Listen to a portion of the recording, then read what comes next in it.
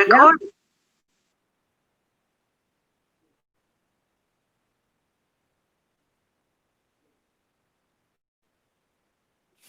Buenos días, compañeras, compañeros y público en general. Su servidora Raquel Gómez Flores, a nombre del Congreso Social hacia un nuevo constituyente, les da fraternalmente la bienvenida y agradecemos su participación al conversatorio virtual interactivo titulado Tiempos de Cambios, un proyecto alternativo de nación para México. El compañero Alfonso nos dará una introducción al tema. Adelante, compañero.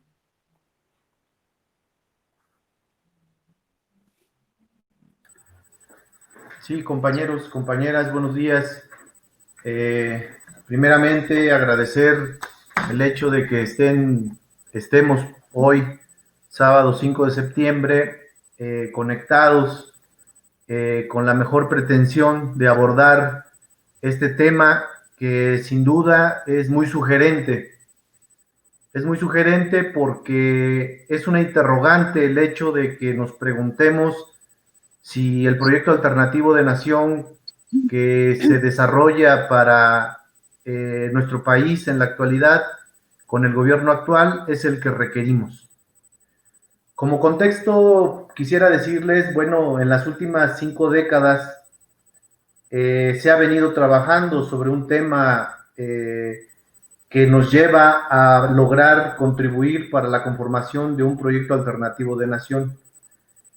En la época de los 60, 70, 80, 90 y lo que va de este siglo, no podemos diezmar, mucho menos minimizar ningún esfuerzo de organización desde la izquierda mexicana, algunos con una definición político-ideológica más conformada, los comunistas, los socialistas, algunos organismos progresistas, democráticos, que tienen como objetivo el buscar generar condiciones de debate en diversos temas que ayuden para la conformación de un proyecto alternativo de nación. Si bien es cierto que como eje central debemos encontrar el aspecto político y económico para un proyecto alternativo de nación, dadas las condiciones, dada el momento en el que nos encontremos, también es importante considerar dentro de estos contenidos la lucha de clases que se viene desarrollando en nuestro país y en el mundo. El Congreso Social hace un nuevo constituyente desde su nacimiento en 2010. Ha venido desarrollando una serie de encuentros nacionales, 11 por cierto, en diferentes estados del país, y en cada uno de ellos se ha venido desarrollando la necesidad de plantear la construcción colectiva de un proyecto alternativo de nación.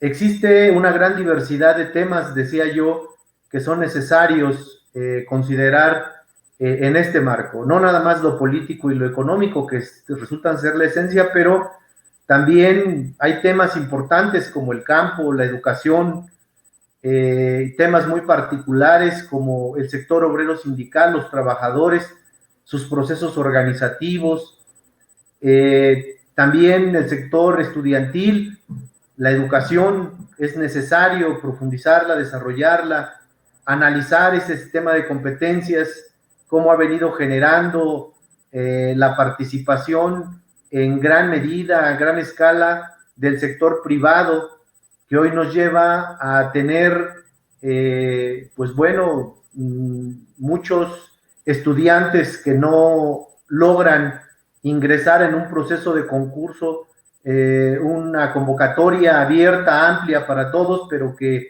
son muy pocos los que se quedan con una matrícula en las universidades públicas, ¿no? Esto ha generado que, bueno, haya matrícula en los sectores privados que a veces, bueno, dejan mucho que desear, ¿no? No todas, pero sí hay algunas que nada más cumplieron requisitos y que no nos están ayudando a formar buenos profesionistas en nuestro país, ¿no?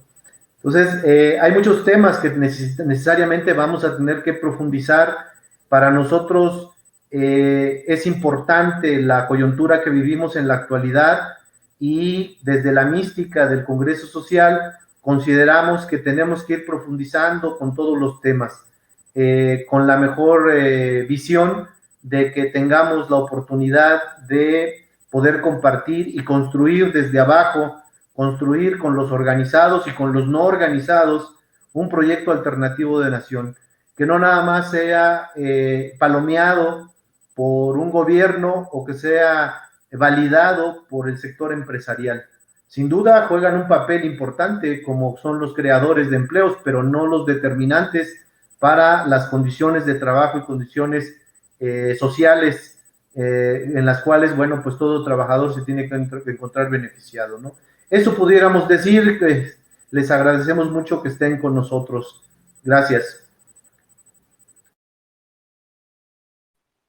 Gracias, compañero.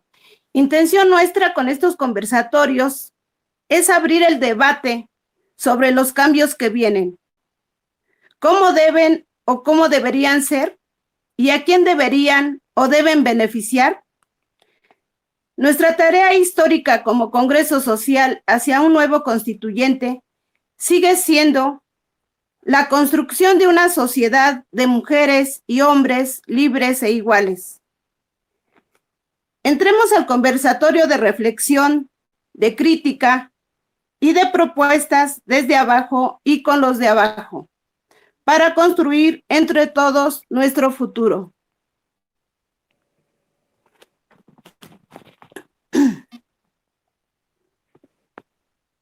Gracias por la oportunidad que me brindan de participar en este conversatorio titulado Cambios, un proyecto alternativo de nación para México. Como pregunta, iniciaré diciendo que todo cambia y todo se transforma, y si existe un eterno del universo es precisamente el cambio. ¿Por qué? Porque la realidad en general y la nuestra en particular es compleja y constantemente cambiante. Los de ayer no somos los de hoy, y los de hoy no seremos los del mañana. Esto debido a que si existe lo eterno que existe del universo es precisamente el cambio del todo, sus partes y viceversa.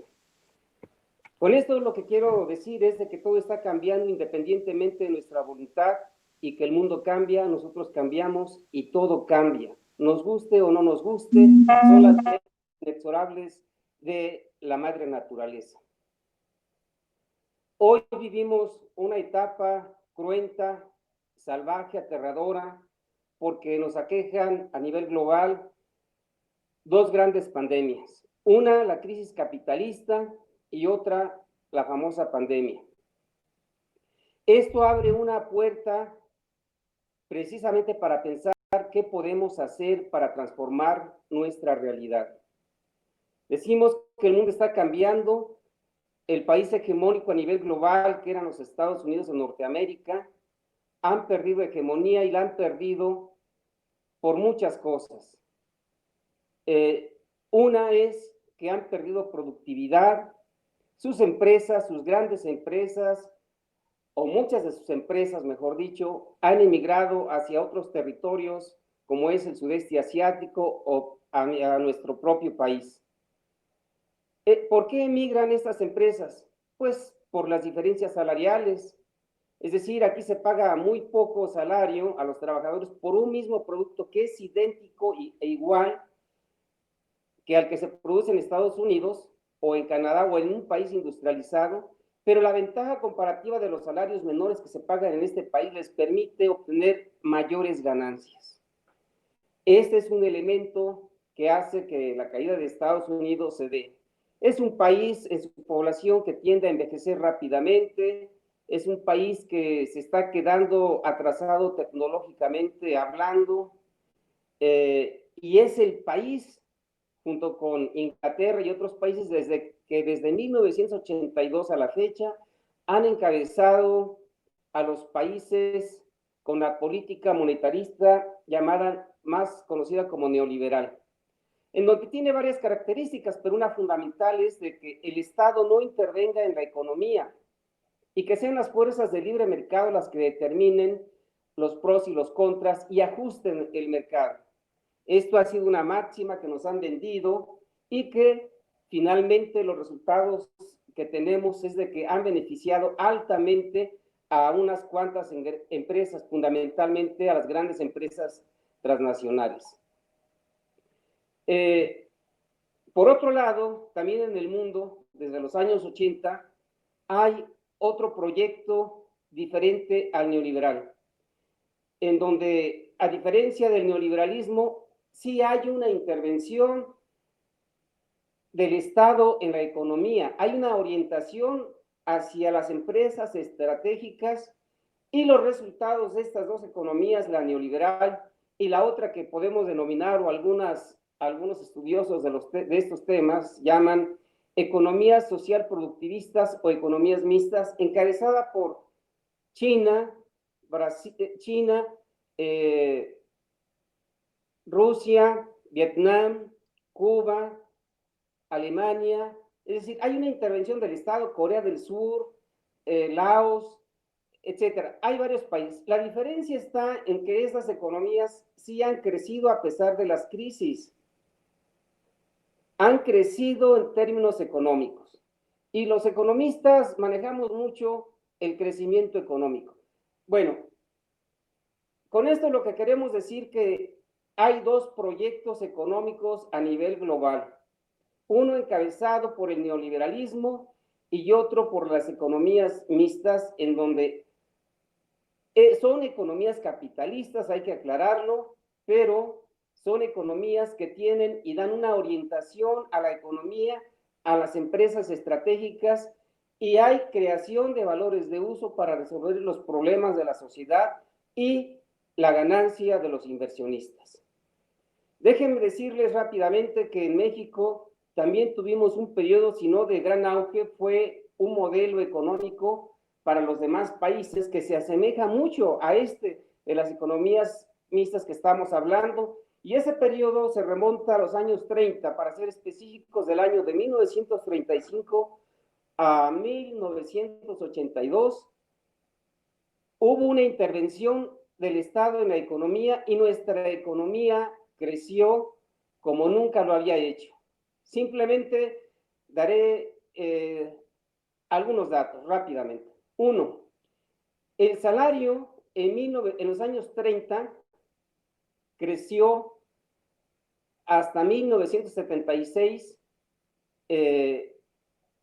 debido a que había intervención del Estado y impulsó la creación de empresas mixtas. Se crearon en total 1,155 empresas desde los años 30 hasta el 1 de diciembre de 1982, las cuales generaron empleo y buenos salarios. Una característica es de que esas empresas eran transformadoras de la madre naturaleza, es decir, producían valores de uso. Había ganancia, repito, el salario creció, hubo mucha estabilidad en la economía, y el otro elemento fundamental es de que la inflación se mantuvo a raya. Esto nos quiere decir que para mantener la inflación a raya, solamente con la producción y la productividad de un país se puede mantener a raya. Y eso es lo que han hecho los países del sudeste asiático. Los salarios crecieron, puedo mencionarles algunas anécdotas de estos tiempos. Si tú ya no querías trabajar la siguiente semana, pues no trabajabas y a la siguiente te reincorporabas. Hoy, con el modelo neoliberal que inició en 1983 a la fecha, pues tú sales de trabajar y pueden pasar años para que te vuelvan a contratar. La estabilidad del peso fue de 12.50 durante 22 años. Tú podías transitar por las calles a cualquier hora del día y de la noche y no pasaba nada. Hoy por 20 pesos te asaltan y te andan matando para quitarte lo que traigas, ¿no? Bueno, eran otras condiciones. A partir de enero de 1983 a la fecha, 38 años, o sea, 6 sexenios, el crecimiento de la riqueza nacional al año ha sido en promedio de 2.3, contando de 1983 a 2018. No quiero meter estos dos últimos años porque la verdad aquí se nos está cayendo la economía. En el periodo que que mencioné del 1935 a 1982, el crecimiento del Producto Interno Bruto fue de 6.1%. ¿Por qué mencionamos mucho esto nosotros? Por una sencilla razón. Cuando hay crecimiento económico, hay generación de empleos. Es decir, el crecimiento en el periodo anterior con la intervención del Estado o liderada por el Estado, hubo generación de empleos y de buenos salarios y se mantuvo a raya la inflación. De 1983 a la fecha se ha mantenido a raya la inflación, pero con bajando los salarios. Es decir, si nosotros viésemos una gráfica que desafortunadamente no se las pude compartir, pero en la próxima se las comparto, podrán ver que tenemos salarios de los años de 1900, pero es la realidad, es decir, el poder adquisitivo equivale a los años de 1937 de lo que tenemos. Bueno, ¿qué ha dejado como consecuencias el modelo neoliberal? Rápidamente, porque el tiempo es corto, decíamos, de 1935 a 1982, en 48 años, el Producto Interno Bruto creció 6.1%. En el periodo neoliberal, cuando ya no interviene el Estado en la economía, crece 2.3%, sin contar, repito, estos dos últimos años que nos ha ido como en feria. El año pasado crecimos el 0.1%, y vamos a decrecer hasta el 12.8% según el Banco de México y otros organismos. Es decir, estamos en la lona. Es decir, han sido 6 sexenios perdidos. Otro dato importante que creo que vale la pena. En este periodo de 1983 a 2018 han emigrado 13.600.000 mexicanos al extranjero. En territorio norteamericano en este periodo han nacido 12 millones y medio. En total hay más de 36 millones de mexicanos establecidos en Estados Unidos. Y déjenme darles otro dato rápidamente. El poder adquisitivo de estos mexicanos que están allá radicando es de 881.000 millones de dólares. Repito, 881.000 millones de dólares. Esto lo acaba de sacar la Universidad de Georgia y lo publicó la BBC de Londres. ¿Por qué es importante entonces cambiar el modelo económico? Porque todas las desgracias que tenemos, el narcotráfico, la narcoviolencia, la trata de blancas, el robo de autos, el robo de órganos humanos, la migración, los asaltos, toda esta descomposición social que se ha dado, incluyendo las instituciones del Estado, se debe a que este país no producimos hoy en día ni siquiera lo que nos alimentamos, lo que vestimos, bueno, ni la energía. Tenemos que estar importando energía. Ya para ir concluyendo, déjenme decirles que México y los mexicanos merecemos un mejor destino. Nosotros los mexicanos vivimos en el cuerno de la abundancia. Y cuando decimos cuerno de la abundancia, es un país maravilloso y único por donde se le quiera ver. Tenemos riquezas muy grandes y estratégicas en nuestro país que solo han servido para beneficiar a una oligarquía que ha saqueado a nuestra nación. Tenemos un territorio de casi 2 millones de kilómetros cuadrados, radiado por dos grandes océanos. Al oriente el océano Atlántico y al poniente el océano Pacífico. Y saben que no tenemos ni siquiera una flota mercante, una flota turística o una flota pesquera. Vienen otros países a pescar, a llevarse nuestras riquezas, a pasear a la gente en nuestras hermosas y bellas playas. Bien, tenemos minerales, oro, plata, bauxita, plomo, etcétera, etcétera. Pero ¿saben qué tenemos? Litio y otras cosas, uranio y metales raros o tierras raras que solamente China las está produciendo en un 98% a nivel global. Y estos son elementos del futuro que se están usando en las nuevas tecnologías. Todo eso tenemos y más. Además tenemos una gran historia diversa, y única, un patrimonio cultural y lo más importante, tenemos más de 128 millones de mexicanos, en donde su mayoría son jóvenes y muchos están altamente preparados para poder conducir esta nación. Tenemos todo para ser una gran nación. El modelo neoliberal nos ha llevado a la basura y necesitamos recuperarnos. Por eso es importante trabajar, debatir, analizar una propuesta alternativa de nación en donde todos podamos vivir mejor. Ese es el gran reto y esta sería la primera parte de una serie de conversatorios que habremos a seguir teniendo más adelante.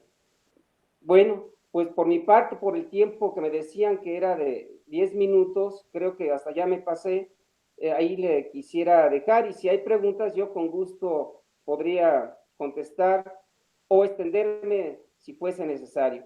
Muchas gracias. Ok.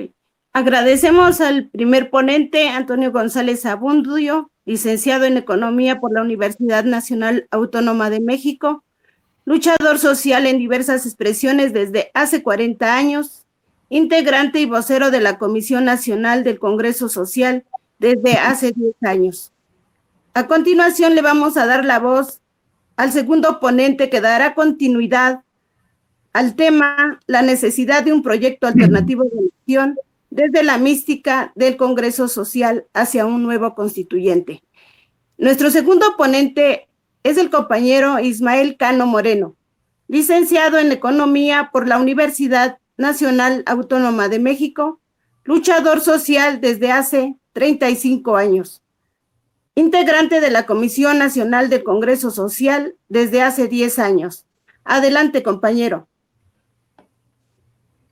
Gracias por la oportunidad. Yo voy a centrar mi participación en tres elementos, un tanto cuanto históricos para definir el proyecto en términos del sistema, en términos del modelo, la peculiaridad para México. En el segundo aspecto, el papel del movimiento social en este proyecto de nación. Y el tercero, un análisis que se da en términos de la circunstancia que nos da la crisis económica del sistema capitalista y acelerado deliberadamente o no por la peste del COVID-19. Empiezo entonces con el primer término. Hay que definir ciertos aspectos. Un proyecto se engloba, pues, en términos de la humanidad y en términos de estadios en la revisión histórica, desde el esclavismo, el feudalismo, el capitalismo y su fase superior, el imperialismo, que es donde nos encontramos desde hace más de 4 siglos, nacido en la Europa central. Y el modelo, en cuanto tanto define las características de este sistema, un sistema bien definido históricamente por la desigualdad, por una estructura a nivel general, que es la humanidad, es la gente, la estructura, y una superestructura que siempre ha dominado, ha impuesto sus intereses, como ahorita lo podemos corroborar. El 1% de la población mundial tiene concentrado más del 80% de la riqueza en términos de acumulación monetaria o de dinero o de la mercancía dinero, esta riqueza. Esto nos lleva a definir de un tajo cuál es la desigualdad, cuál ha sido la historia de la humanidad. Siempre ha sido de desigualdad, de la explotación, de la sangre, del crimen, del gran absurdo. Plantearía en algún momento uno de los grandes autores, que incluso se le llama filosóficamente, o se le caracteriza filosóficamente a Albert Camus, ¿no? El gran absurdo de la humanidad. Entonces empiezo. Un proyecto es una definición que tiene 3 fases. En este caso, definimos entonces sistema. Vivimos hace más de 4 siglos en el sistema capitalista. ¿Qué es el sistema capitalista? La explotación del hombre por el hombre. Y lo definimos más concreto, la definición de un solo hombre a millones de hombres, o de unos cuantos, por ejemplo, el 1% que explota al 99% de la población mundial. El modelo no es más que tiene 3 fases. Entonces, si vivimos en el sistema capitalista de hace más de 4 siglos, el modelo está definido por la economía política que llamamos, que se define en la ciencia económica. La economía política es la propuesta teórica para ejecutarse en la práctica como política económica. Esa es la gran definición. Entonces, la primera fase de un modelo, de un proyecto, es el modelo que se toma. Entonces, desde el siglo XVI, XVII, que logra su hegemonía el sistema capitalista, siempre ha coexistido el modelo de libre mercado. ¿Qué es el libre mercado? Quiere decir que los estados-nación, el Estado, la superestructura de una sociedad y de un gobierno, no participan en la economía. Así se define. ¿Qué es? El gran ejemplo es todos estos 4 siglos, excepto de la década de los 40 a la década de los 70 del siglo XX, que hay otra aplicación de este modelo o de este proyecto económico para todo el mundo, impuesto por el imperialismo anglosajón. Y es un modelo que se llama keynesiano o estructuralista, en el que sí se define la participación del Estado. Esta es la primera fase, es la definición. ¿Qué modelo se toma? ¿Y por qué es importante, como lo señalaba mi compañero Antonio González hace rato, que incluso México vivió en casi un auge económico de la década de los 40 a la década de los 70? E incluso este modelo de Jean Maynard Keynes de la Escuela de Cambridge, Inglaterra, ha salvado de las crisis de 1929, 2008, 2009, y en este caso por la peste del COVID-19, que es, pensamos nosotros, el gran paradigma. Creo que es la última crisis, la crisis más aguda, la crisis donde se muestra desgastado el sistema capitalista, cansado y sobre todo en plena decadencia. ¿Y van a recurrir a Keynes? Ese es el gran debate, lo revisamos en la tercera parte de mi exposición. La segunda fase sería entonces, técnicamente, ¿qué aplico? Son las condiciones tecnológicas. El grado, la historia de la humanidad es el grado del desarrollo tecnológico que logre cada sociedad o que logre la humanidad. ¿Quiénes tienen el grado de desarrollo más alto? Que no es lo mismo que el crecimiento es cuantitativo, el desarrollo es cualitativo. ¿Por qué se le llama países desarrollados a las grandes potencias si son las que imponen sus intereses a todo el mundo? Ahí está el grupo de los 7 o el grupo de los 8 y se está determinado por el grado de desarrollo tecnológico. Quien tenga la tecnología, quien maneje la tecnología, quien actualice su tecnología en términos de inversión en educación, que es la base del desarrollo. Entonces estamos hablando de poder superar, de poder acoplarse o de adaptarse en cada momento histórico a y tener además la soberanía o el poder sobre los otros, la tecnología, los medios de producción. La tercera fase de un proyecto es la ejecución en el tiempo. Un proyecto se hace para un corto, mediano o largo plazo. Es así entonces, pues, que el gran ejemplo del corto, mediano plazo nos lo determina, otra vez recurriendo al gran salvador del sistema capitalista, John Maynard, de las crisis del sistema capitalista, John Maynard Keynes, que dice él, todo lo tenemos que construir o proyectar y planear incluso en el corto y mediano plazo, porque en el largo plazo, corrobora él, todos estaremos muertos. Incluso, ya entrando en la segunda parte de mi exposición, ¿cuál es el papel del movimiento social? Para dar un ejemplo de un proyecto, el Plan Nacional de Desarrollo se elabora cada sexenio. En este caso, vivimos ahorita un nuevo gobierno después de un régimen de destrucción de más de 80 décadas. Estamos hablando del régimen prianista, que ya se conoce ahorita, o perredista, que contribuyeron los pocos que quedan del PRD también para el desastre en las últimas 3 décadas. Este Plan Nacional de Desarrollo se entrega cada sexenio. Sin embargo, ¿cuál es el papel del movimiento social? Y es aquí lo que citaba también mi compañero Alfonso López en la introducción, que dice, el activismo social concentrado en el movimiento social tiene un papel ideológico y político.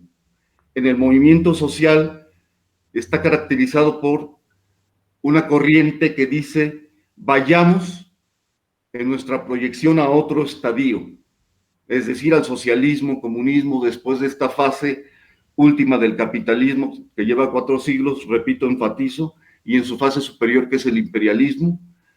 Y hay otros que dicen, vayamos y transitemos sobre la realidad.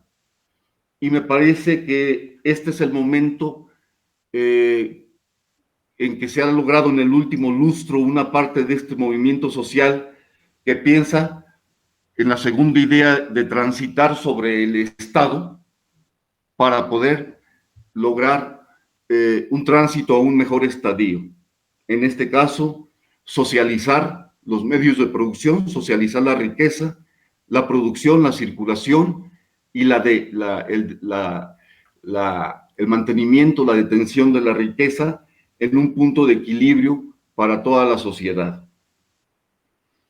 ¿Se está haciendo o no se está haciendo con este nuevo gobierno de Andrés Manuel López Obrador?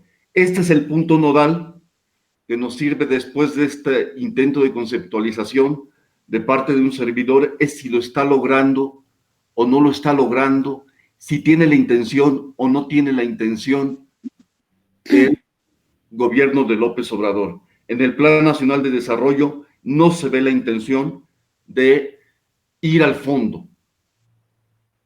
Es solamente forma. Es decir, el movimiento social tiene un proyecto de nación que tiene, por supuesto, que actualizar, adaptar y condicionar a la realidad. Pero sobre todo, tenemos y nos cae de sorpresa una granada a la humanidad que es, deliberada o no, vuelvo a repetir, el COVID-19. ¿Cómo le hacemos? Creo que el gobierno de Andrés Manuel López Obrador tiene grandes intenciones, buenas intenciones, maravillosas intenciones, pero no está yendo al fondo. Necesitamos revertir la estructura, las reformas que se hicieron estructurales, devolver todas las empresas al Estado, estatales, desde Pemex, que fue la primera que se privatizó, que se le entregó a Slim, hasta, Telmex, que se le entregó a Carlos Slim por Carlos Salinas, hasta Pemex. Debemos recuperar todas las empresas estatales, de mayor participación del Estado en la economía. Esto quiere decir que volvamos a producir. El proyecto que propone el movimiento social es regresar, rescatar al campo y rescatar la industria. México, como también lo mencionó el compañero Antonio González, para corroborar, fue un país exportador de granos, una potencia de granos. fue una potencia textilera. Incluso industrialmente exportábamos y hacíamos vehículos automotores, como lo es la BAM, por ejemplo, que construía vehículos automotores de México, la DINA, que construía incluso automóviles, y exportábamos fertilizantes. Éramos una potencia entonces de granos cárnicos y textil.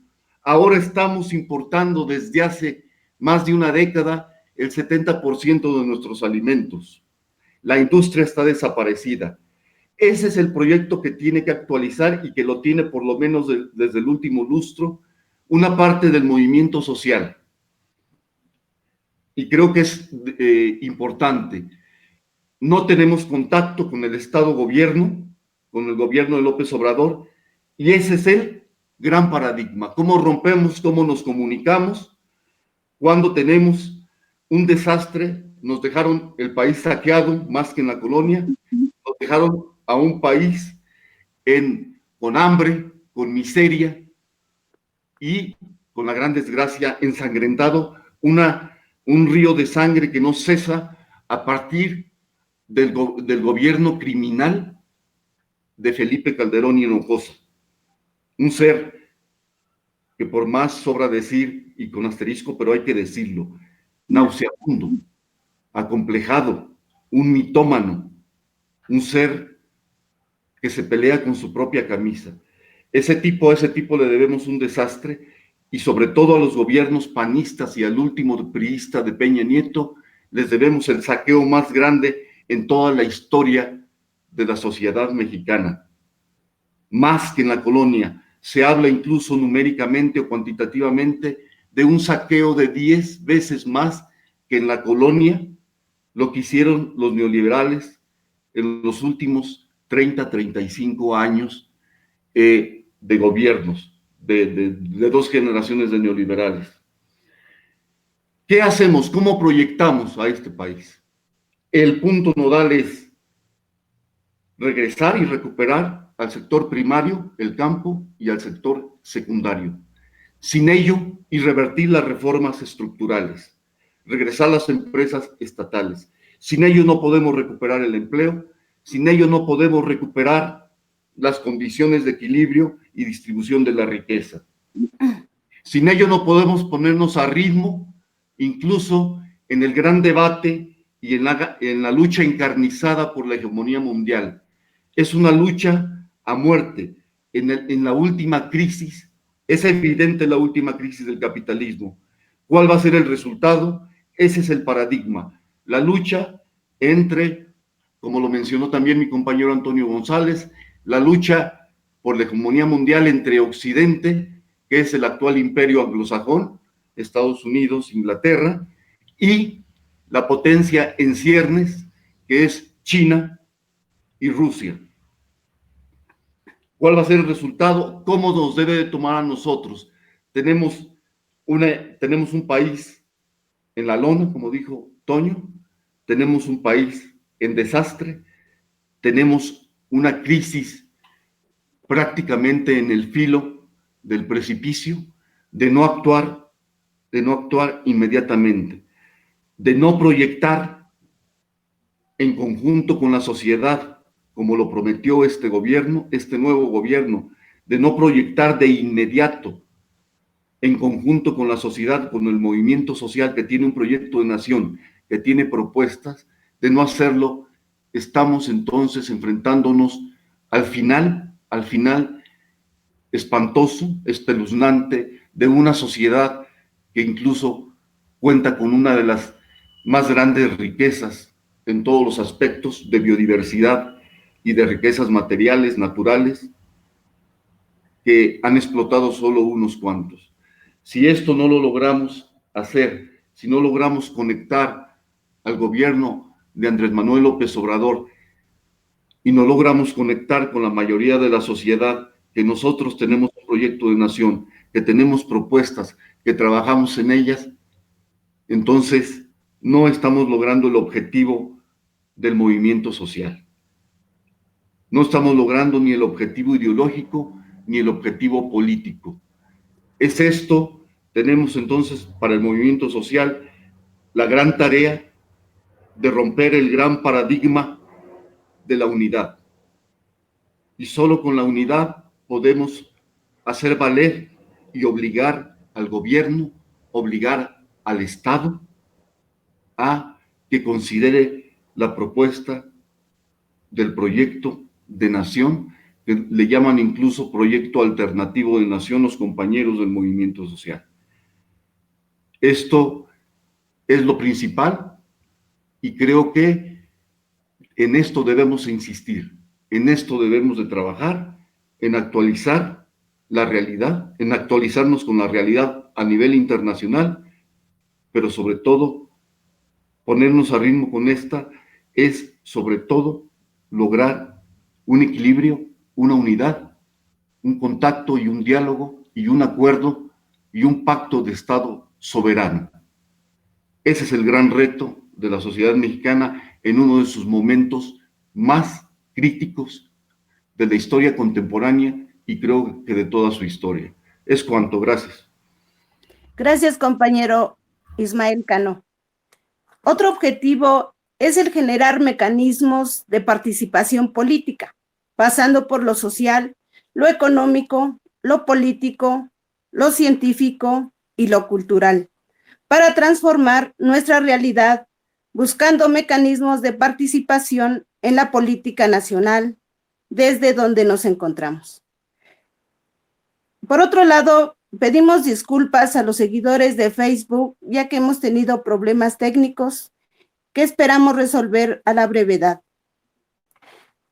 Como tercer ponente tenemos en el sector educativo al compañero Silvino Villarreal Chacón, maestría en Ciencias Sociales, especialidad en Política y Etnicidad por el Instituto de Investigaciones Sociológicas de la Universidad Autónoma Benito Juárez de Oaxaca, integrante del Centro de Estudios y Desarrollo Educativo de la sección 22 de la CENTE, Proyecto Educativo Estatal y Visión de la Educación en México.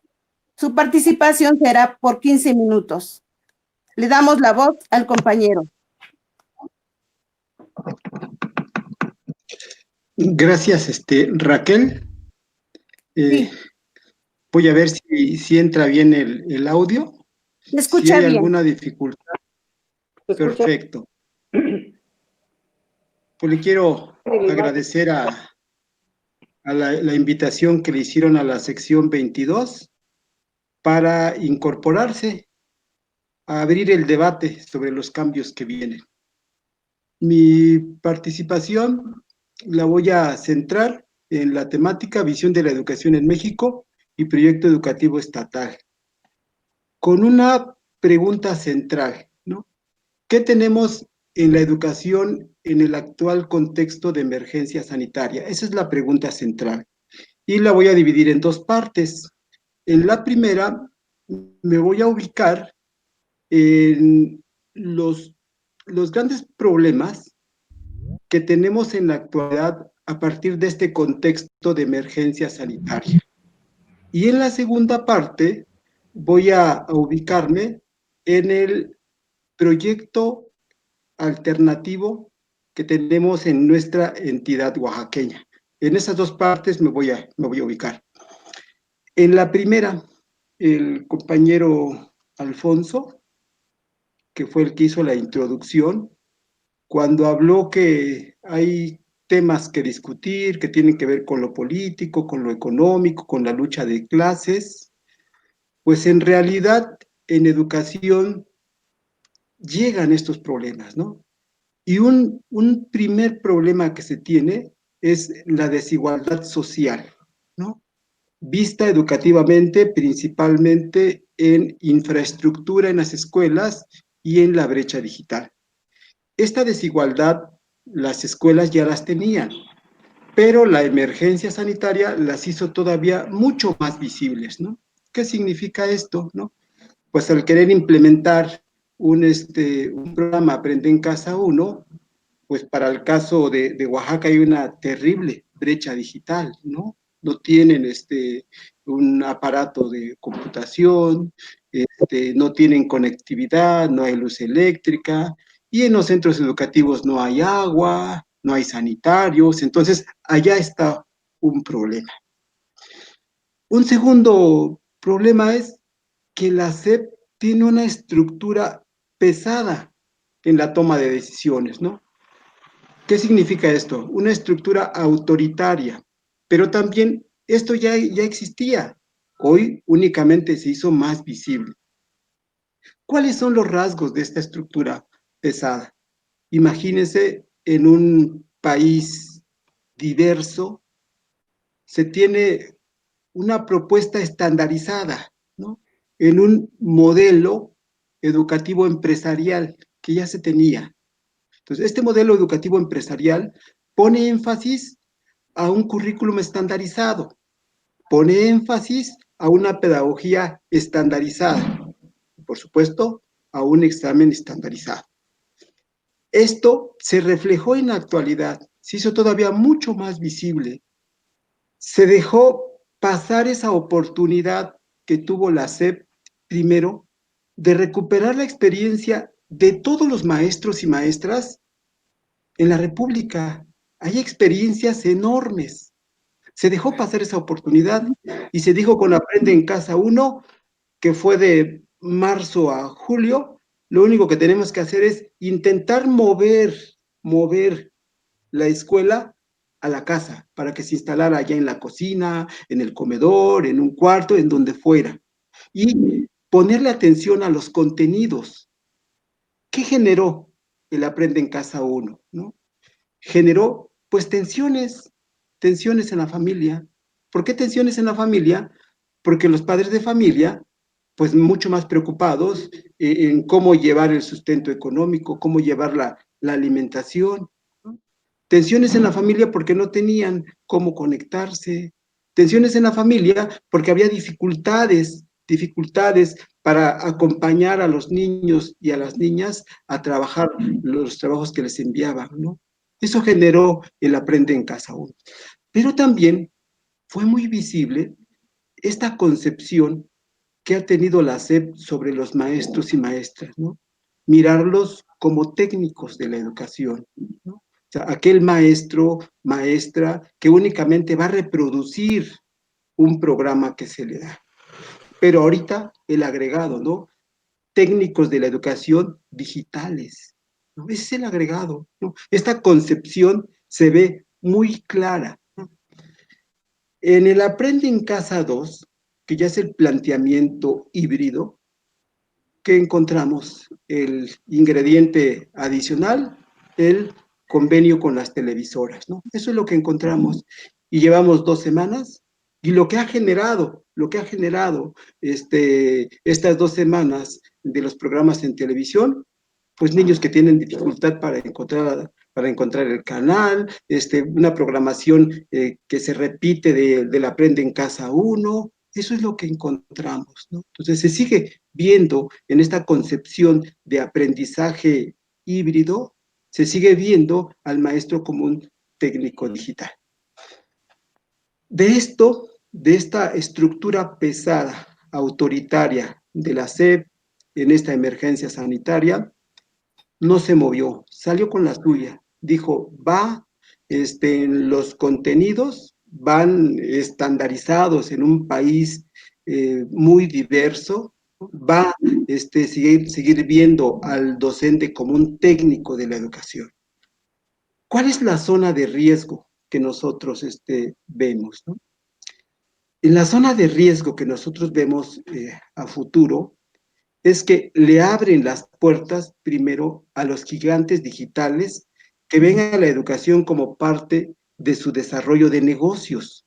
Me refiero a Google, a Pearson, se le abren las puertas, ¿no? Con esto, pues se comienza ya a visualizar una privatización de la educación. Ese es un primer riesgo que se mira a futuro. El segundo riesgo viene siendo la pérdida del espacio escolar, ¿no? Digamos, ahorita se perdió el espacio escolar. Ese espacio que ocupan los estudiantes, como una forma de socialización secundaria para la construcción del conocimiento. En el futuro se avisora esta pérdida para transitar a un sistema híbrido, semipresencial, ¿no? Bueno, ya ocurre en la parte universitaria, ¿no? Pero igual, y puede transitar a educación básica, ¿no? Entonces, ese es el segundo riesgo. Y el tercer riesgo es que se avisoran también formas modernas de control a los trabajadores de la educación. Se avisoran allá. De esta primer parte, de cómo reaccionó el sistema educativo frente a esta emergencia sanitaria, podemos ubicar o subrayar tres ideas, ¿no? Primera idea, que en el sistema educativo llegan todos los problemas que tienen que ver con la economía, que tienen que ver con la toma de decisiones en materia política, allí llega, ¿no? Llegan a la escuela.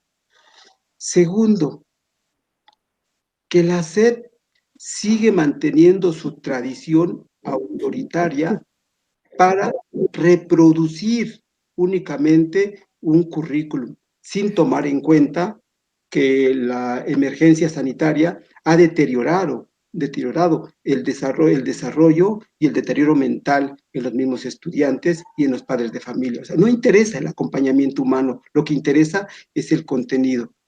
Y tercero, que a partir de la aplicación del modelo híbrido se avisoran riesgos para los trabajadores de la educación. En la segunda parte, bueno, ¿qué tenemos también desde los proyectos de educación alternativa?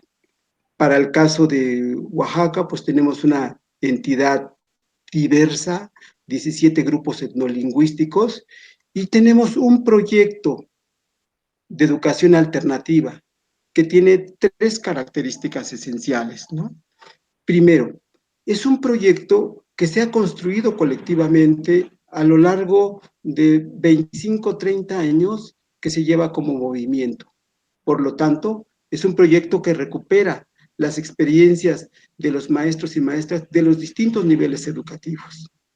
Recupera la investigación que se ha hecho también en la entidad.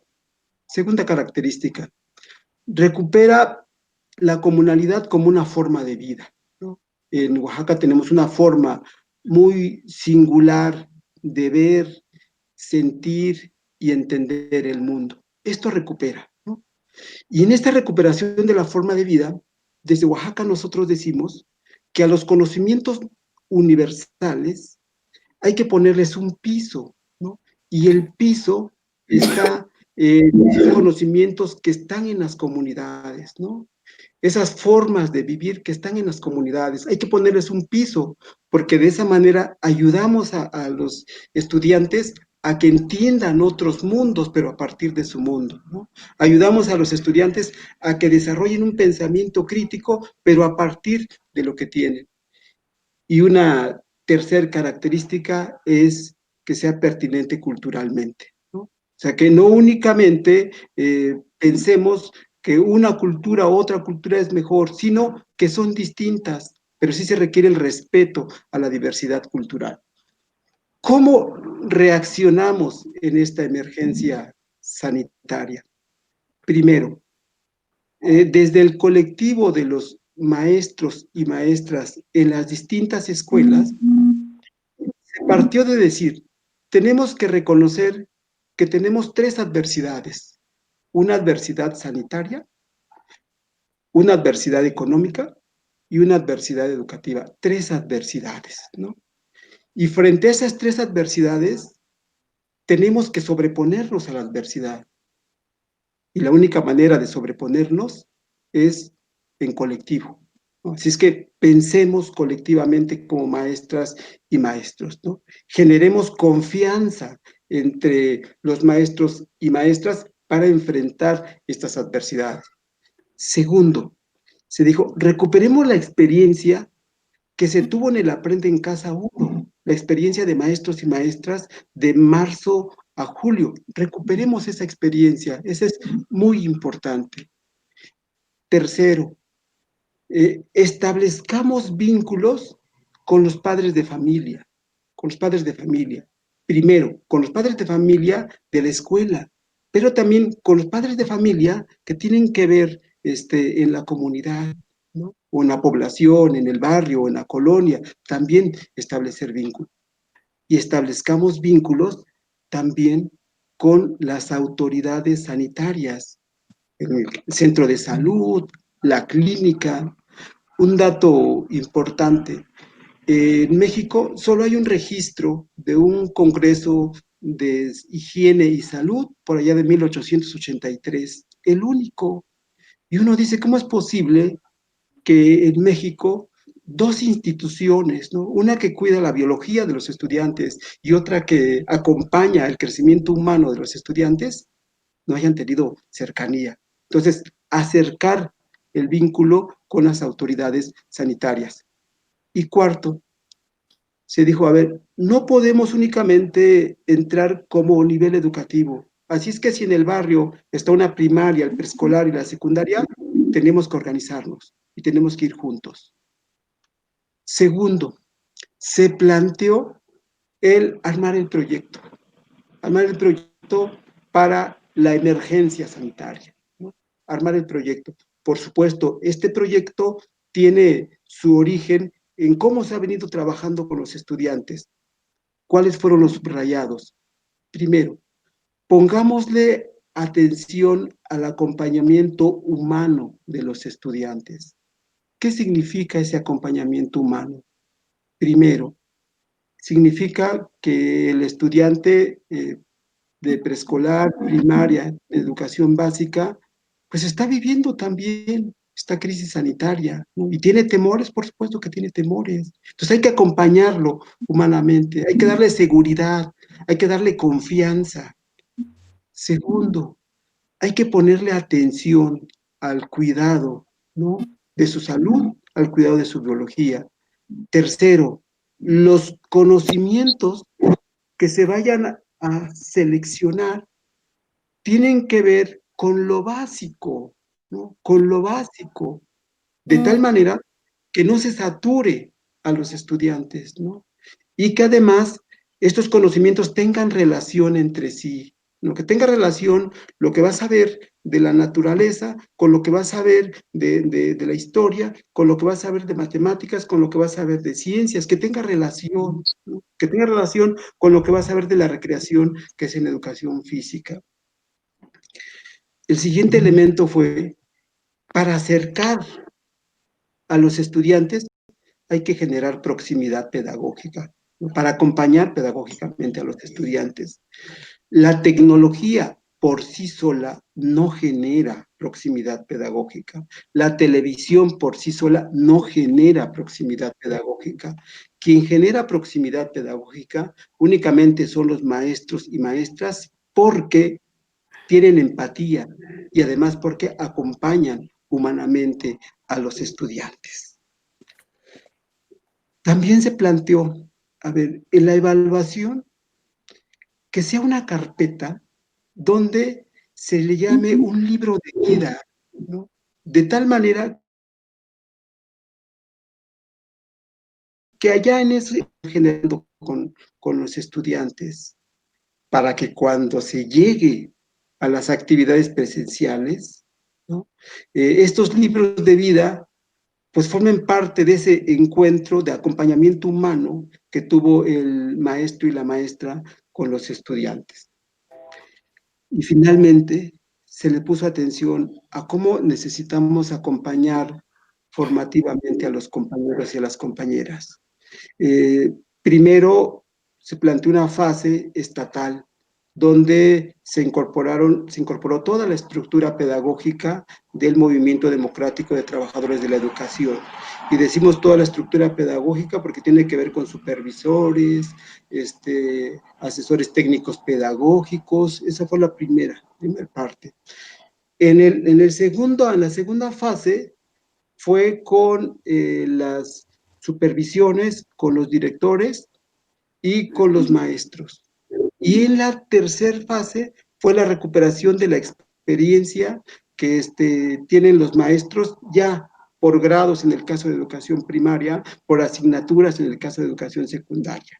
En esta fase también se realizaron encuentros con padres de familia, con comités de padres de familia y con todos los niveles educativos. De estos dos planteamientos que les vengo a compartir, me gustaría subrayar 5 ideas. La primera idea, el proyecto de educación en México mantiene la esencia empresarial y neoliberal, la mantiene, que se vio reflejada o se ve reflejada en esta emergencia sanitaria. La segunda idea, en educación se hicieron visibles, mucho más visibles, los problemas estructurales que ya se tenía, la desigualdad social, ¿no? La infraestructura, la brecha digital se hicieron mucho más visibles. Tercero, se sigue viendo al maestro y a la maestra como un técnico de la educación, cuando de lo que se trata es que se le mire como un profesional de la educación, con autonomía para diseñar, con autonomía para actuar, no únicamente como un auxiliar de la parte tecnológica, no, como un profesional de la educación. Cuarto, que los proyectos estatales o los esfuerzos estatales van a seguir caminando en la resistencia, van a seguir desde esta idea de poner en el centro el cuidado de la naturaleza. En el proyecto nosotros hemos dicho que antes de esta emergencia siempre habíamos recalcado que se ha roto el equilibrio entre el ser humano y la naturaleza y que hay necesidad de restablecerlo. Entonces, esta epidemia lo que vino a reflejar fue eso, la necesidad urgente de restablecer el equilibrio entre el ser humano y la naturaleza. Quinto, de que hay necesidad de acompañar humanamente a los estudiantes, ¿no? ¿Qué significa ese acompañamiento humano? Ayudarle en su crecimiento biológico saludable, ayudarle a que piense desde su mundo otros mundos, ayudarle a que piense críticamente. Eso significa acompañar humanamente a los estudiantes. Compañeros, compañeras, me ajusté 15 minutos. Son algunas ideas que pongo acá en la compartencia para que igual y puedan ser discutidas. Gracias. Gracias, compañero Silvino Villarreal, por tan importante tema que nos ha compartido. La mejor inversión que puede hacer un país es sin duda en la educación, porque un país culto tiene la posibilidad de construir una sociedad más justa y con un mejor nivel de vida. En nuestro cuarto ponente del sector campesino nos acompaña nuestro compañero Sergio Pérez Allende, integrante de la Dirección Política Nacional del Frente Popular Francisco Villa, México, siglo XXI, luchador social desde hace 28 años, integrante de la Comisión Nacional del Congreso Social desde hace 10 años. El tema que va a abordar es el proyecto del sector campesino, visión de la problemática en el sector campesino en México. Será por 15 minutos. Le damos la voz al compañero Sergio Pérez.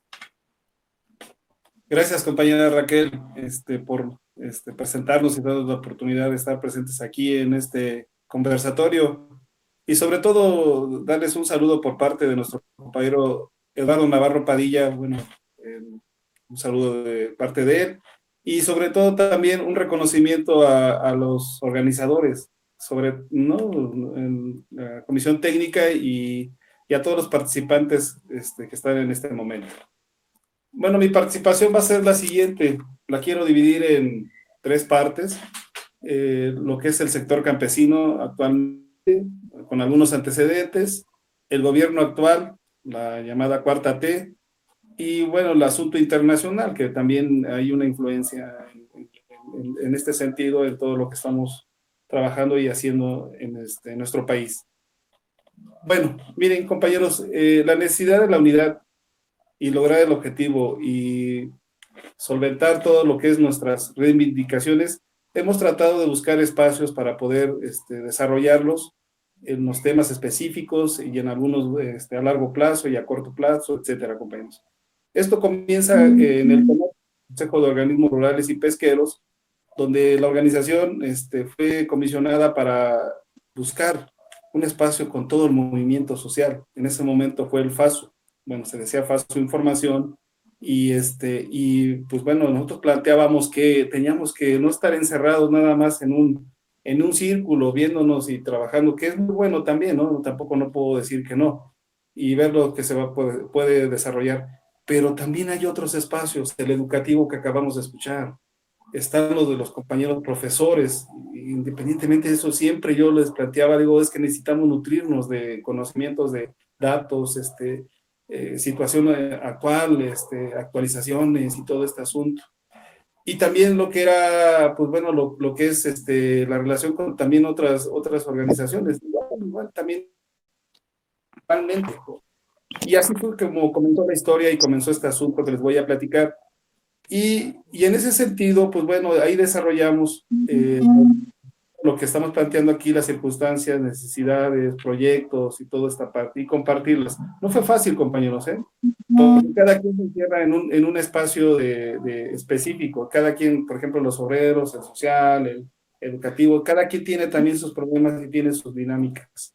Tratar de buscar la manera de cómo poder compaginarlas no es fácil, pero también es imposible. Y bueno, y ahí caminamos en ese espacio.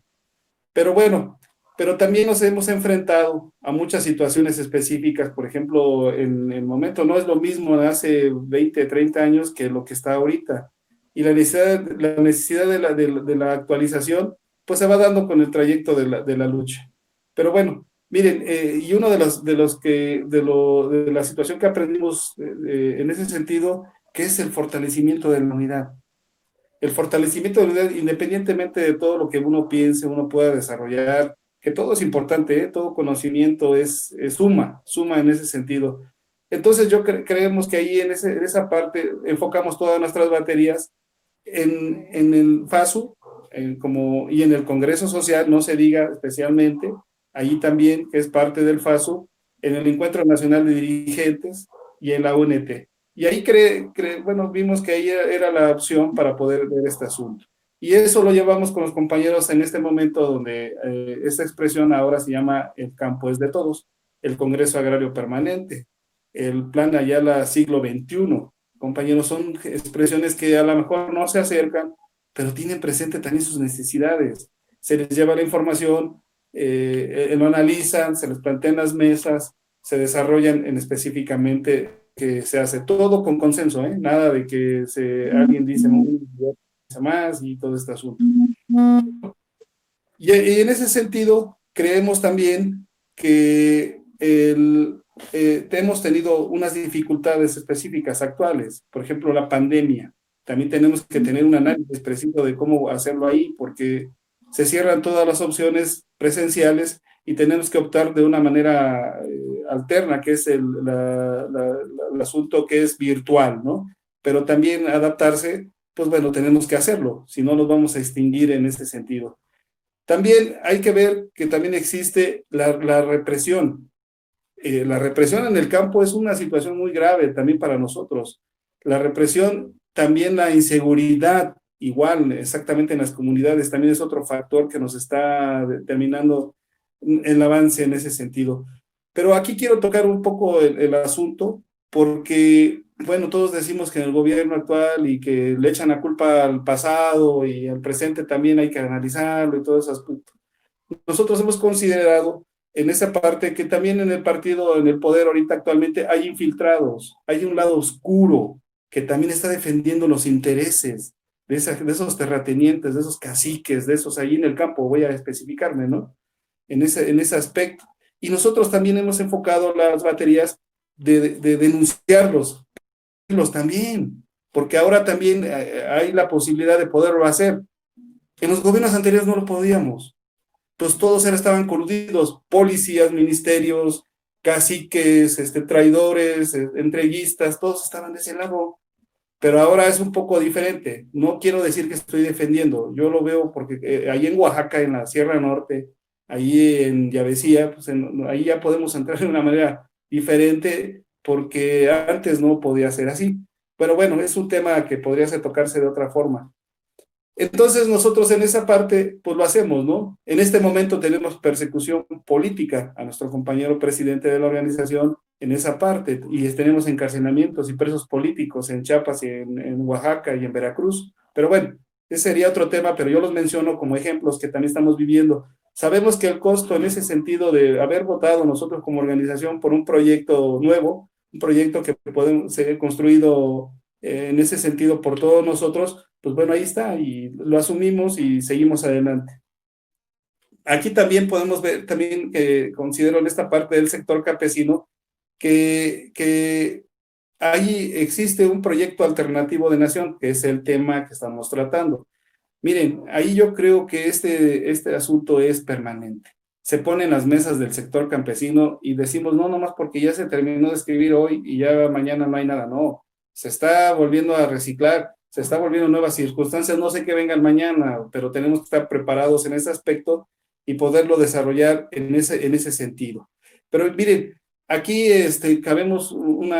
bueno, consideramos una situación también que para nosotros también es muy, pero muy importante, que es difundir ese proyecto alternativo de nación, difundirlo y distribuirlo a la gente en el campo. Nosotros hacemos el mayor esfuerzo para considerarlo, porque ahí se encuentra el pensamiento de la mayoría. Todavía falta de hacer el trabajo de los demás.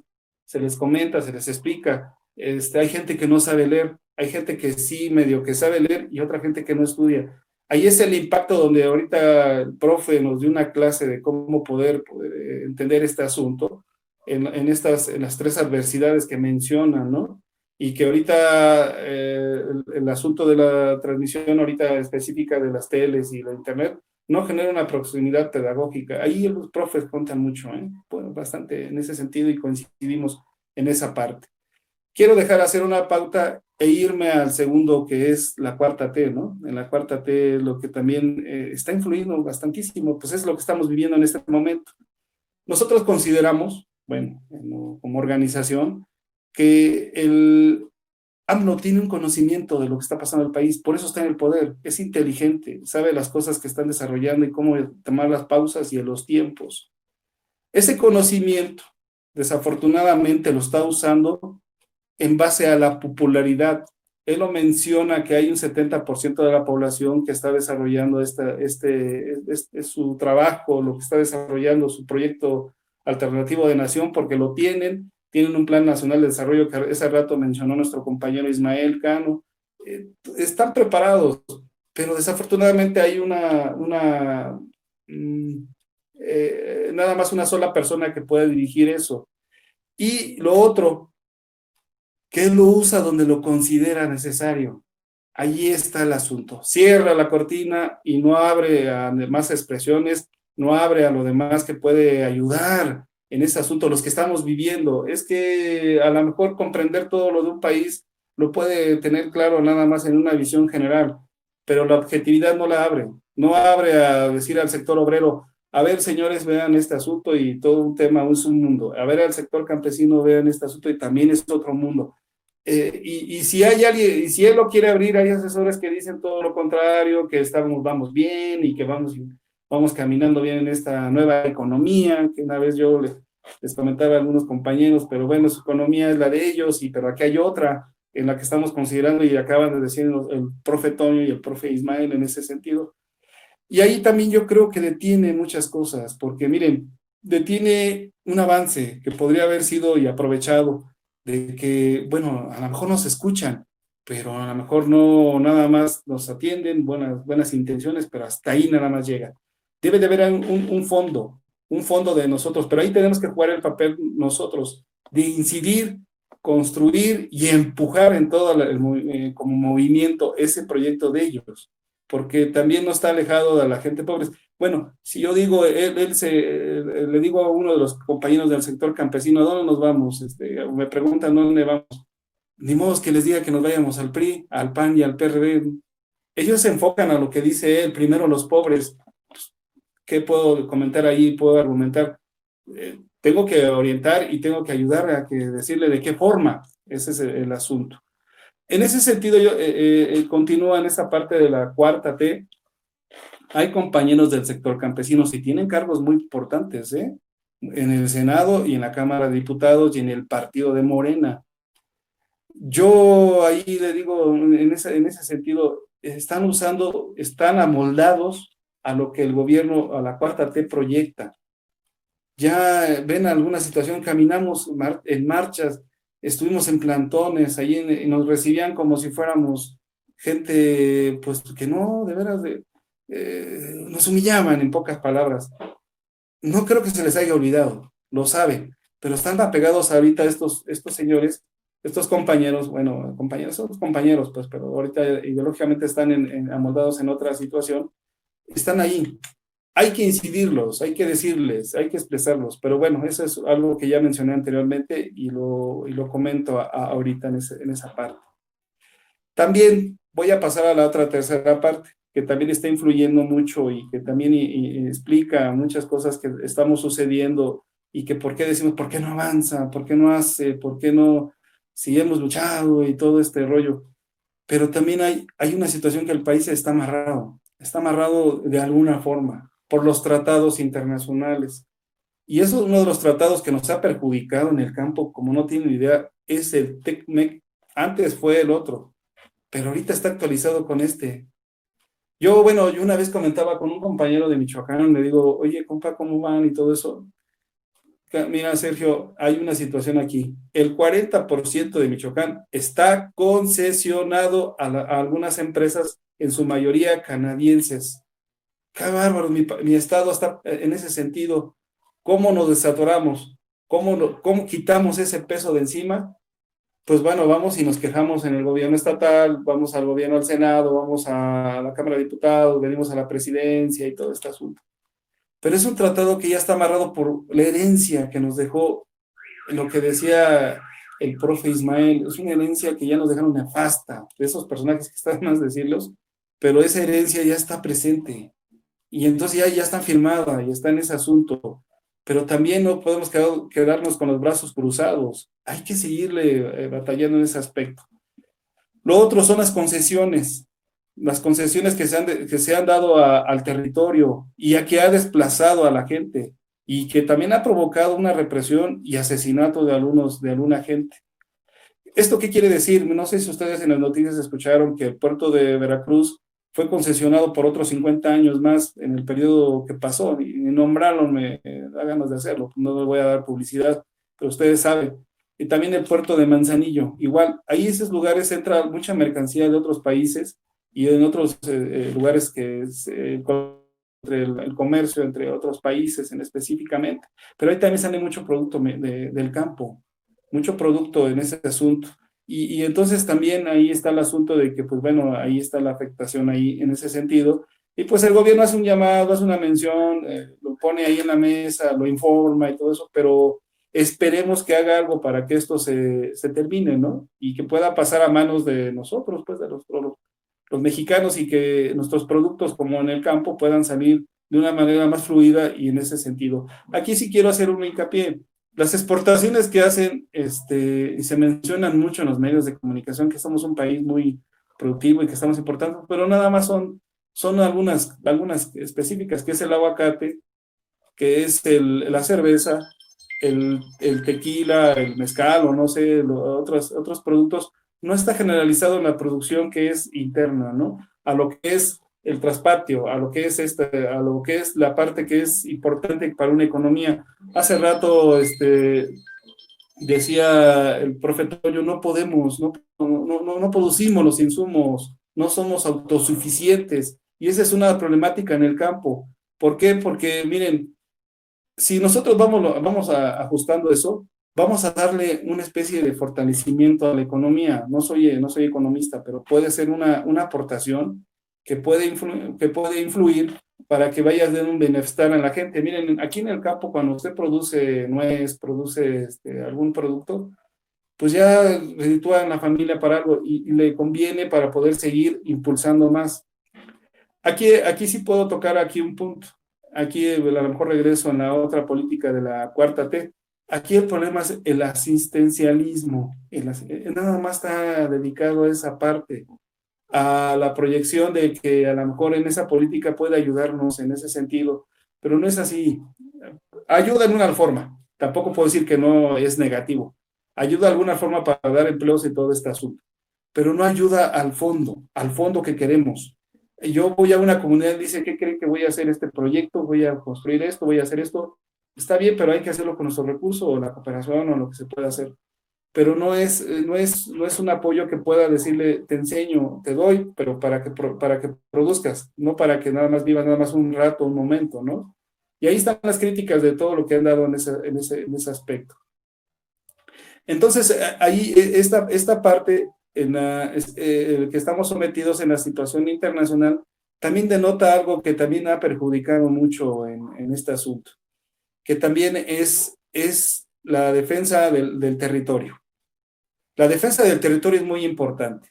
Hacen un proyecto en este asunto coludida, lo que se quedó heredado, el gobierno actual y la situación internacional, los tres confluyen, nadie es que es nada más culpable de un solo, todos están ahí influyen en ese sentido. Dicen, se va a hacer este asunto. Una vez estábamos por allá en la Sierra Norte, les vuelvo a repetir, y nos dicen, ya hay un trazo de un satélite donde aquí hay oro, plata, tierras raras que decían hace rato, en ese asunto. Pues no, ahí empieza el problema porque, pues bueno, ahí hay, pero ya empieza según la modernización y empieza el desplazamiento de la gente. Entonces la gente se tiene que organizar para defender su territorio que es ancestral. De ahí viven, si los mandan a un lado, yo una vez le dije, y me dice una señora de ahí, de ahí de esa comunidad, me van a desplazar para tal lado, digo, pero ahí no conozco, no sé, no sé cómo es la gente, todo este asunto. Y en pocas palabras me dijo, ahí me voy a morir.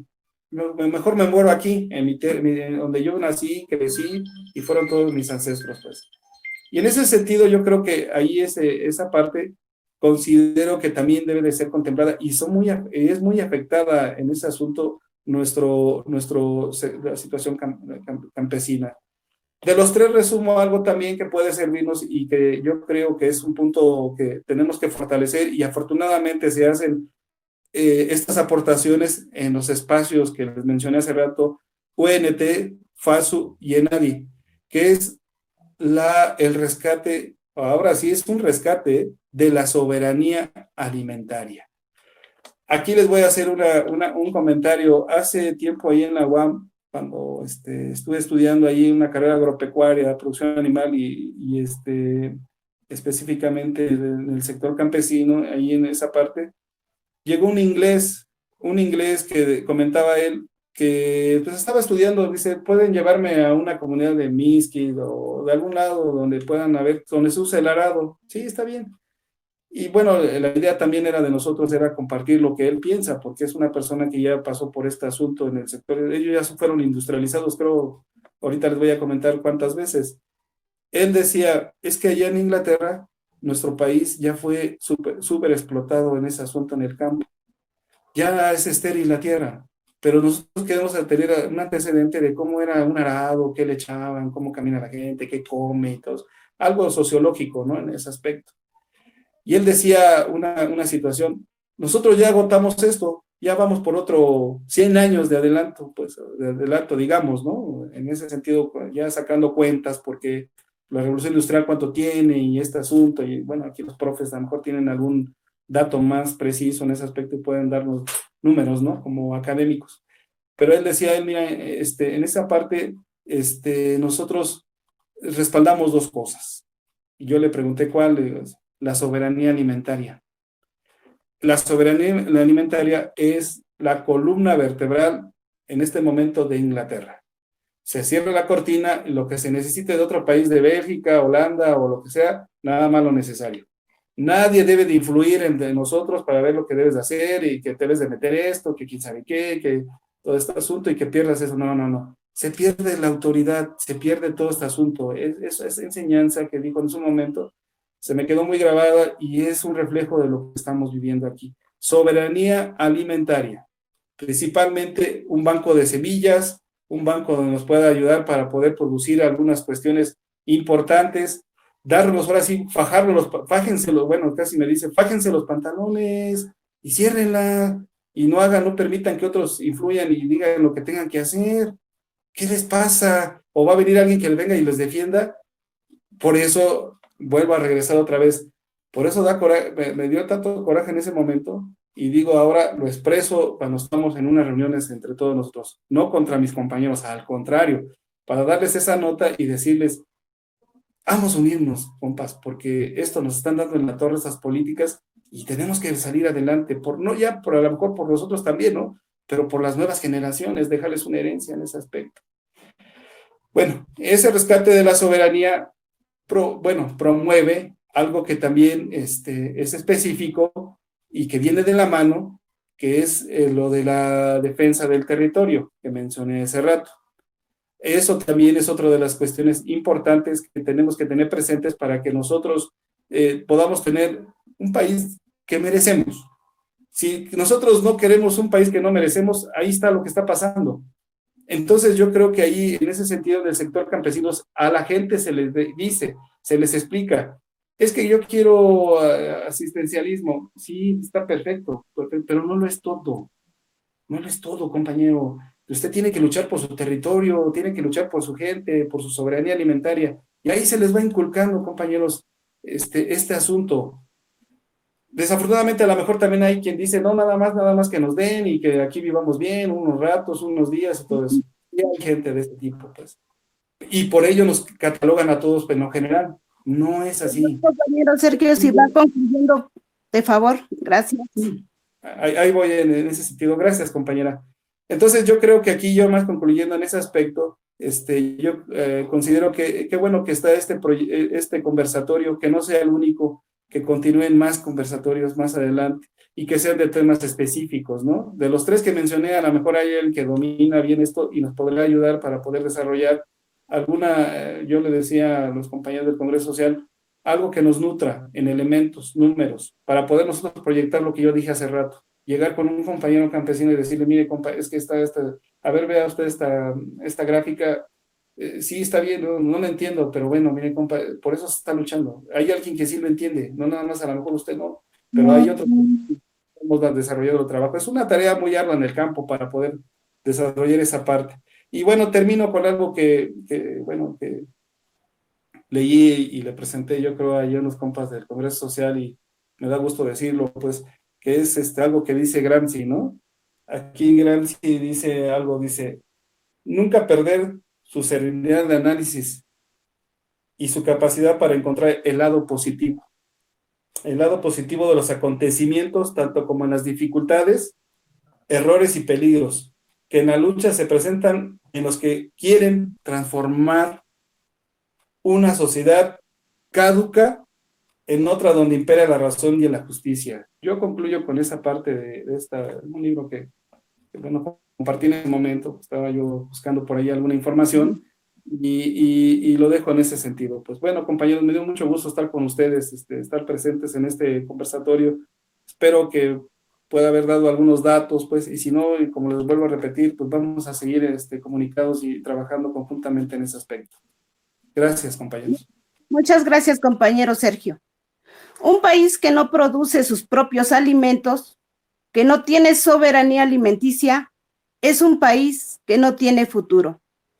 En México actualmente importamos grandes volúmenes de granos como el maíz, frijol, arroz, trigo, teniendo un vasto territorio y una gran fuerza de trabajo dispuesta a hacer producir el campo. Bueno, mire, como tuvimos problemas técnicos, no tuvimos preguntas. Les vamos a pedir a los ponentes hagan su cierre con su intervención de 2 minutos. Empezamos en el mismo orden que hicieron sus ponencias. Por favor, adelante, compañero Antonio. Gracias, compañera Raquel. Bien, yo nada más me había pasado a darles un dato importante que de las consecuencias de la aplicación del modelo monetarista o neoliberal más conocido, que es el siguiente. De 1983 a 2018, en 36 años, se crearon 17 millones de empleos formales. Cada año ingresan en promedio 1.200.000 jóvenes al mercado laboral. Si esto lo multiplicamos por los 36 años, nos da un total de 43.200.000 jóvenes. Y si a esto le restamos los 17 millones de empleos que se crearon, tenemos un déficit en 36 años de 26.200.000 empleos. Esto explica por qué tanta informalidad, por qué tanta descomposición social, por qué tanto robo, por qué tanta violencia, etcétera, etcétera. No hemos tenido como país la capacidad de crear los empleos necesarios y de calidad, porque no tenemos planta productiva, porque es el Estado, al dejárselo al sector privado, bueno, entraron las transnacionales y se apropiaron del mercado interno y de todo. Además de lo que ya han dicho nuestros compañeros, la vendimia y entrega de todas nuestras riquezas.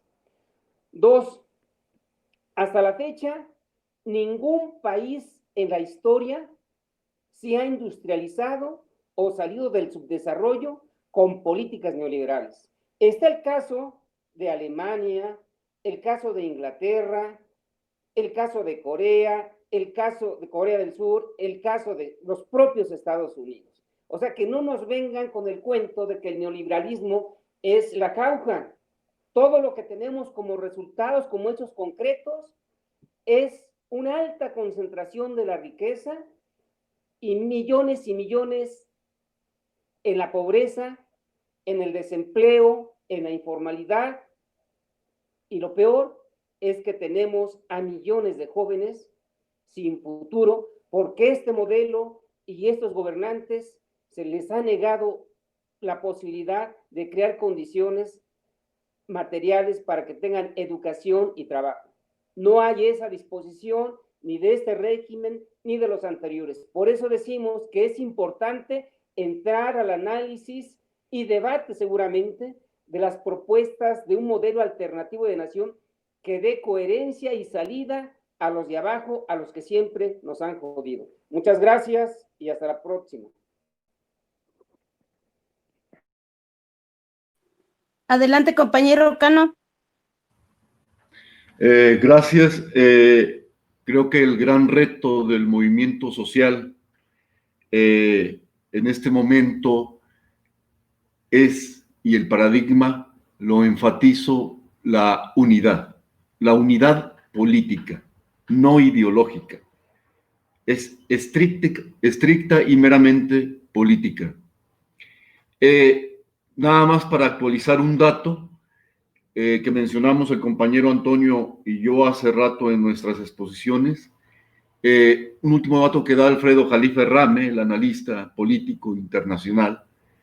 En Estados Unidos hay 60 millones de mexicanos, 35 o 36 reconocidos y 24 o 25 que le llaman flotantes, es decir, ilegales. 60 millones de mexicanos en Estados Unidos. Tenemos un 60% de desempleo en México, esto es decir, de desempleo directo o de subempleo o de outsourcing. Importamos 60-70%, como había dado el dato, de nuestros alimentos. Dependemos totalmente del exterior para eso. Si no tenemos soberanía, lo acaba de decir la compañera Raquel y lo leyó. Y han migrado 12 millones de mexicanos en los últimos 30 años a Estados Unidos. Lo dio el dato Toño. Y agreguemos uno, 2.6 millones de campesinos han migrado. Es decir, tenemos desolado la punta de lanza, el campo y la industria están desarmados, están en el suelo, están hundidos. Tenemos un grande problema internacional y un gran problema interno por el saqueo y crimen que hicieron de esta nación en los últimos 30 años. El gran reto para el movimiento social, aparte de la unidad, el gran reto es convertir este proyecto de nación en la carta magna de la sociedad mexicana, del pueblo mexicano, de pe a pa en todos sus sectores, de cabo a rabo, es decir, desde el campo, pasando por la educación y la cultura.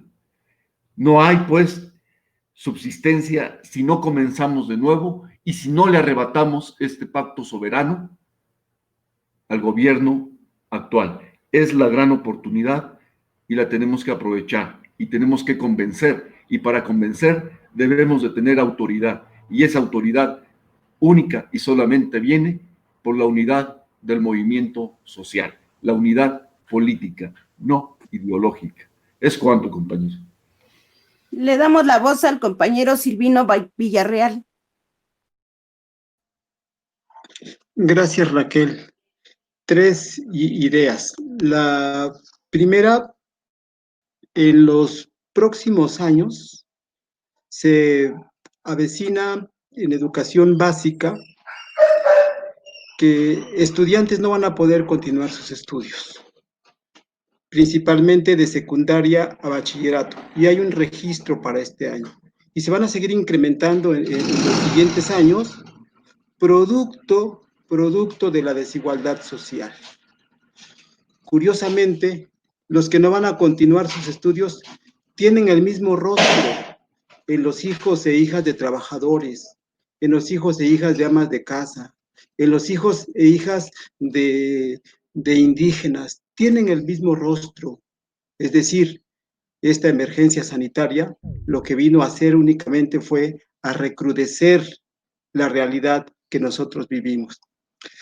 Una segunda idea tiene que ver con, es necesario que el sistema educativo entienda de que no se trata que en las instituciones únicamente circule el conocimiento. Lo más digno es que en las instituciones educativas se produzca el conocimiento, al igual que en el campo. Lo más digno es consumir lo que uno produce. Y la tercera idea tiene que ver con estos tiempos, requieren de tener puntos de encuentro entre distintos sectores, entre distintas organizaciones, para enfrentar los retos que se avecinan en todos los ámbitos. Muchas gracias. Gracias, compañero Silvino. Reiteramos nuestra voluntad de seguir aportando nuestra tarea histórica como Congreso Social hacia un nuevo constituyente. Sigue siendo la de construir una sociedad de mujeres y hombres libres e iguales, una nación incluyente y democrática, una nación eficiente y productiva, culta y sabia, que brinde y dé oportunidades para todos. Les agradezco su participación a cada uno de los participantes y al público que nos esté viendo. Y les invito a seguirnos en nuestras redes sociales. Este conversatorio se transmitirá en Facebook del Congreso Social hacia un nuevo constituyente. Gracias a todos.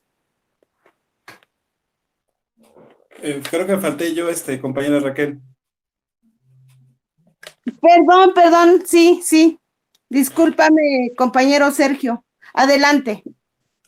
Bueno, sí, mis 2 minutos, pues, gracias, compañera, Bueno, ya todo nos puede pasar, pero Una bueno, disculpa. hay 3 cosas que nada más quiero reiterar en este asunto del sector campesino, y una de ellas es que, pues, bueno, hay una carrera que todos, pues, bueno, consideramos nosotros, y que se debe de impulsar, y creo que vamos a ingresar en estos documentos que vienen más adelante, que son las carreras agropecuarias. Son también carreras del futuro. Van a haber varias cuestiones que se van a modificar más adelante ahí en este trayecto de la vida y de la política y de todo este asunto, que pues puedan impulsarse y darle más infraestructura. Hace rato no mencioné que al recorte a estas carreras agropecuarias, está muy corto, pues. Ya es insuficiente, ya no hay investigación. No tengo el dato ahorita, pero en su momento, a lo mejor cuando toque el tema, voy a ver que hay cero. Ya no es de un 1%, 2%, no, ya es cero. Entonces ahí también hay que volver a esto no pueda suceder y pueda la investigación, las matrículas sean más en ese sentido, porque más adelante se va a necesitar a mucha gente con respecto a eso. Ya no vaya a suceder que alguien que no sepa, o a lo mejor lo sabe, pero no de una manera que debe de ser para poder desarrollarla. La siguiente es, el otro punto que también se me olvidaba, era que pues la soberanía alimentaria ahora sí se necesita mucho de profesores, economistas, estadistas, todo este asunto y reforzarla también en ese sentido. Bueno, yo creo que ahí también impulsarlas, desarrollarlas, investigarlas, bueno, ya va a ser tarea que se va a necesitar más adelante. Por último, también se hace un llamado a la unidad, a la unidad de todos y al fortalecimiento de la misma. ¿Por qué, compañeros? Ahora es cuando más necesitamos. ¿Qué hubiera pasado si hubiera ganado el PRI, PAN o PRD? ¿Qué hubiera pasado? No va a pasar nada, ibas a estudiar lo mismo, no se iba a saber nada de corrupción, no se iba a saber nada de lo que está pasando. Entonces, en este gobierno no lo estoy defendiendo, pero en este gobierno es otro gobierno diferente en el cual podemos incidir. Y si se basa en eso, pues vámonos recio y vamos a movilizarnos, vamos a hacer las cosas. Hay que trabajar en ese plan de acción del FASU, UNT y ENADI. Hay que ir sobre esa dinámica, compañeros. Entonces yo creo que no dejemos que otros hagan lo que tengamos que hacer. Hay que hacerlo nosotros e incidir. Y este conversatorio yo creo que es el principio de lo que vamos a continuar más adelante. Gracias, compañeros. Agradezco tu participación, Sergio, y a todos al conversatorio de reflexión, de crítica y de propuestas desde abajo y con los de abajo para construir entre todos nuestro futuro. Muchísimas gracias.